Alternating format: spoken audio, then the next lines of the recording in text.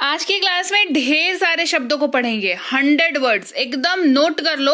100 words की class होने वाली है, ना एक कम ना एक ज्यादा, पूरे के पूरे 100 वर्ड्स, और वो सारे के सारे वर्ड्स ऐसे जो रोज हम इस्तेमाल करते हैं। ये सारे वर्ड्स अगर आपने याद कर लिए और उनको इस्तेमाल करना सीख लिया तो भाई समझो आपकी तो अंग्रेजी बहुत बढ़िया हो गई। क्लास को शुरू करते हैं। आप देख रहे हैं संरीति इंग्लिश अकेडमी। मैं हूं प्रीति मैम।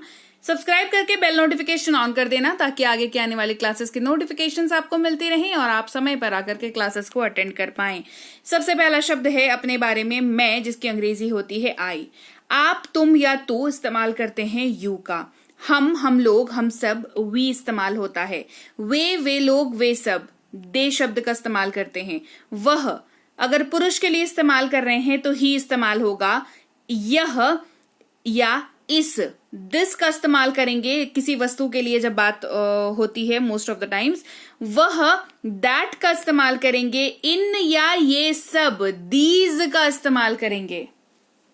इन या ये सब, दीज का इस्तेमाल करेंगे। वे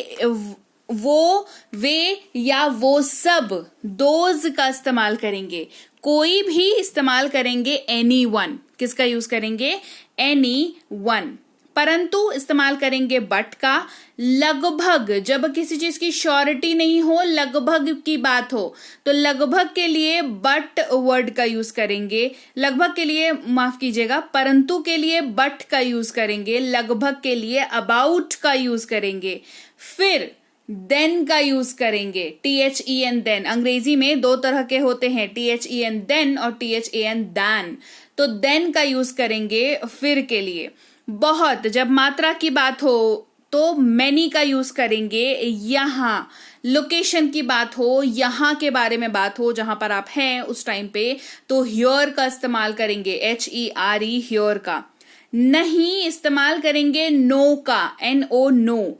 सब लोग या सभी लोग, एवरीवन, एवरीवन। हर चीज, एवरीथिंग, हर चीज, एवरीथिंग। कुछ नहीं, नथिंग। देखो, एवरी मतलब क्या होता है? सब, सारा, और थिंग मतलब चीज, है ना? तो सारी चीज यानी कि एवरीथिंग, और कोई भी चीज नहीं तो नथिंग। सिंपल। नो का मतलब क्या होता है? ये एक नेगेटिव वर्ड होता है जो नहीं को दिखाता है, एम्प्टीनेस को दिखाता है। तो नथिंग जब बोलेंगे मतलब कोई भी चीज नहीं है, इसीलिए वो नथिंग हो गया। और एवरी के साथ जब थिंग लगा तो एवरी का मतलब जो होता है उसके साथ वो थिंग लग गया। ठीक है, तो पहले वाले वर्ड के ऊपर डिपेंड करता है कि थिंग लग करके जो है वो क्या काम करेगा। जैसे इसी तरीके से जब समथिंग आप बोलेंगे तो सम का मतलब होता है थोड़ा सा, कुछ, है ना? तो समथिंग, कुछ चीज। आई बात समझ में? थिंग कैसे लग करके काम कर रहा है। कुछ यानी कि सम।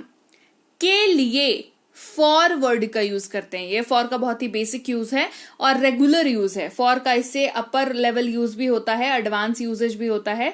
वो किसी और दिन किसी क्लास में करा दूंगी। वो कॉन्सेप्चुअल है तो उसमें काफी एक्सप्लेनेशन और काफी दिमाग आपका खर्च होगा उसको समझने में। फिलहाल क्योंकि वर्ड्स हम लोग पढ़ रहे हैं तो वर्ड्स के ऊपर स्टिक रहते हैं। फॉर बेसिक यूज इसका होता है लिए या के लिए। जैसे कि तुम्हारे लिए फॉर यू, मेरे लिए फॉर मी, ऐसे करके। ठीक है, और दो शब्दों, दो वाक्यों, दो पैराग्राफ्स को जोड़ने के लिए एंड का इस्तेमाल करते हैं। और नॉर का इस्तेमाल करते हैं जब चॉइसेस में से दोनों में से कोई भी नहीं चाहिए, तो ना तो ये चाहिए और ना वो चाहिए, ऐसे वाली जब बात करते हैं तो नॉर का यूज करते हैं। लेकिन इस्तेमाल करते हैं बट वर्ड का, ब्यूटी बट। या और का यूज करते हैं चॉइसेस जब दो होती हैं लेकिन चुनना कोई एक होता है तो और का यूज करते हैं। चॉइसेस जब दो होती है और दोनों को जोड़ना होता है तो एंड का यूज करते हैं। तो बिल्कुल कंफ्यूज नहीं होना है। अभी तक येट, प्रत्येक, ईच, कहना, टेल।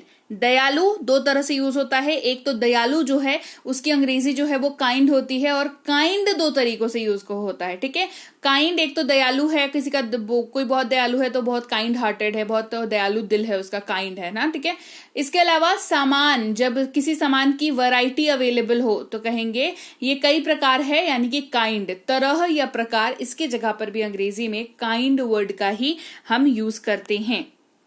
यह, इट यूज होता है। हमारा, हमारी, हमारे, आवर, तुम्हारा, तुम्हारी, तुम्हारे, आपका, आपकी, आपके, तेरा, तेरी, तेरे, इन 6 एक्चुअली 9 वर्ड्स के जगह पर आपको सिर्फ एक वर्ड का यूज करना है इंग्लिश में, दैट इज योर। उनका, उनकी, उनके, देयर जब किसी और के चीजों या सामान के बारे में आप बात कर रहे हैं। उसका, उसकी, उसके अगर किसी पुरुष के बारे में बोल रहे हैं तो हिज का यूज करेंगे। वहीं पर किसी महिला के बारे में बोल रहे हैं तो हर वर्ड का यूज करेंगे। इसका, इसकी, इसके जब किसी चीज की कोई किसी चीज से संबंधित उसी चीज से संबंधित उसके किसी फीचर की बात करें तो इट्स का यूज करेंगे। हम सब अस का यूज करेंगे। वी और अस में एक बहुत बेसिक डिफरेंस होता है। वी और अस दोनों का मतलब हम लोग, हम सब होता है, लेकिन आपको ये कंफ्यूजन होगी जब आप हिंदी के वाक्यों में कन्वर्ट करेंगे अंग्रेजी में हिंदी के वाक्यों को, तो आपको ये समझ नहीं आएगा किस जगह पर हम लोग, हम सब की जगह पर वी यूज करें या अस यूज करें। तो मैं आपको बता देती हूँ, इसका बहुत ही सिंपल सा तरीका है, सिंपल सा ट्रिक है, दैट इज कि वी जो है वो सब्जेक्ट की जगह पर आता है, अस जो है वो ऑब्जेक्ट की जगह पर आता है। तो अगर आपके वाक्य की शुरुआत, अगर आप वाक्य में हम लोग, हम सब जो है वो मुख्य है तो वो सब्जेक्ट हो गया, यानी कि उसकी जगह पर वी का इस्तेमाल आएगा। और ये अगर वाक्य के एंड की ओर है तो अस का इस्तेमाल आएगा। ठीक है, मुझे मी का इस्तेमाल करेंगे, उन्हें देम का यूज हो जाएगा, उसे हिज का यूज होगा अगर मेल के लिए यूज कर रहे हैं, या उसे या उसको हर का इस्तेमाल होगा अगर महिला यानी कि फीमेल के लिए यूज कर रहे हैं। क्या, ये क्वेश्चन पूछने वाला जेस्चर है, क्वेश्चन पूछने वाला वर्ड है, तो इसकी अंग्रेजी होती है व्हाट।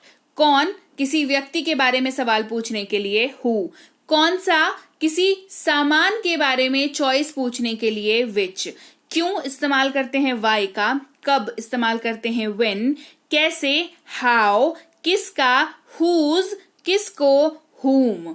किसका जब आप बात करते हैं और आप हुज का इस्तेमाल करते हैं तब आप किसी चीज या किसी जिस भी मैटर में आप बात कर रहे हो उसके मालिकाना हक के बारे में बात कर रहे होते हैं। लेकिन वहीं पर जहां पर हुम का इस्तेमाल करते हैं तो हम किसी व्यक्ति के बारे में, किसी दूसरे व्यक्ति से बात कर रहे होते हैं। तो 3 व्यक्तियों का इन्वॉल्वमेंट होता है तो हुम का इस्तेमाल किया जाता है। बंद यानी कि क्लोज, फिर भी, स्टिल, अभी तक, येट, लोग, पीपल, पूछना, आस्क, बताना, टेल, जल्दी, सून, देखा, सॉ, दौड़ा, रैन, बाहर, आउट। पर ऑन का यूज करते हैं अभी, इस वक्त, नाउ। खुद अगर फीमेल के लिए यूज हो रहा है तो हर सेल्फ, हम खुद, आवर सेल्फ। वहां, देयर, वहां देखिएगा यूज होता है लोकेशन के लिए, तो देयर भी जगह लोकेशन के लिए ही यूज होगा। रखना, कीप, अच्छा, वेल, लेना, टेक, परंतु, बट, लगभग, अबाउट। फिर, देन, बहुत, मैनी, हियर, यहां, नहीं, नो, की ओर, टूवर्ड्स, कि जिसकी ओर जा रहे हैं, टूवर्ड्स। के भीतर, इनसाइड, के बाहर, आउटसाइड, तो, सो, इसीलिए, दैट्स वाई, क्योंकि, बिकॉज।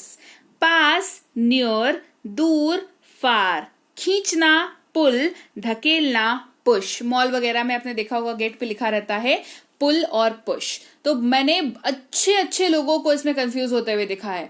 तो जिस शब्द को बोलने में आपको ज्यादा ताकत लगे उस काम को करने में भी ज्यादा ताकत लगेगा। पुश और पुल के लिए याद रखिएगा, पुल जो है वो तुरंत मुंह से निकलता है, तो आप पुल जब बोलते हैं तो आप अपनी तरफ खींचे, क्योंकि अपनी तरफ खींचने में बल थोड़ा सा कम लगता है।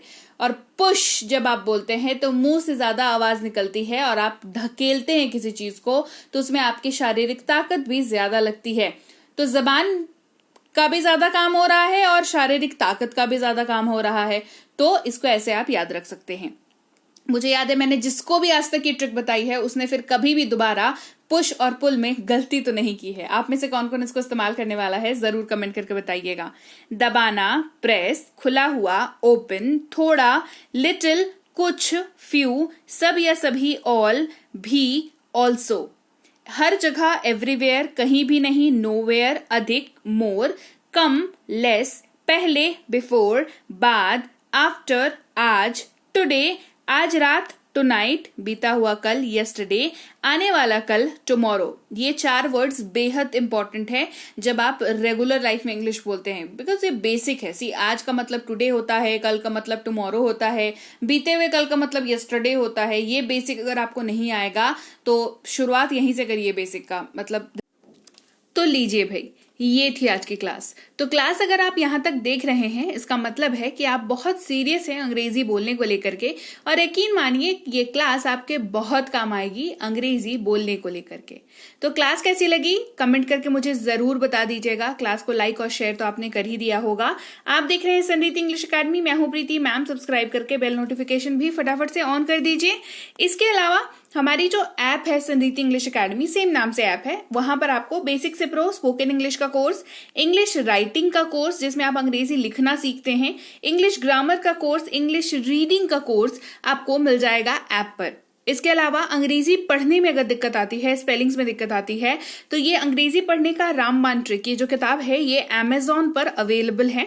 आप सिंपली इस बुक का टाइटल यहां से देख करके आप अमेजॉन पे सर्च करके इस बुक को अपने घर पर कैश ऑन डिलीवरी के साथ भी मंगवा सकते हैं।